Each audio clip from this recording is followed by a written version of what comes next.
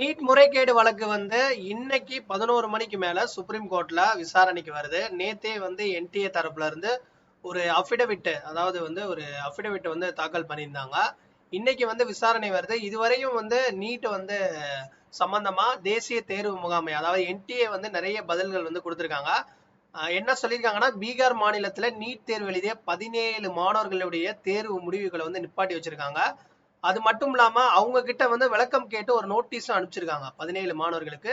So அது போக இன்னும் முக்கியமா என்ன சொல்லியிருக்காங்க, நீட் தேர்வு முறைகேடு சிறிய அளவிலே நடைபெற்றுள்ளதாக என்டிஏ அந்த அபிடவிட், அந்த மனு தாக்கல்ல அவங்க மென்ஷன் பண்ணியிருக்காங்க. இன்னொன்னு, இன்னைக்கு அதாவது நீட் முறைகேடு வழக்குல பாட்னால இருக்கக்கூடிய எய்ம்ஸ் மருத்துவர்கள் 4 பேரை சிபிஐ கைது பண்ணியிருக்காங்க. சோ பீகார்ல இப்பயும் பாத்தீங்கன்னா அந்த 17 மாணவர்களுடைய அந்த முடிவுகளை நிப்பாட்டி இருக்காங்க. இந்த வினாத்தாள் கசிவு குறித்து சிபிஐ விசாரணை மறுபடியும் அந்த பீகார் மாநிலத்துல நடத்திக்கிருக்காங்க.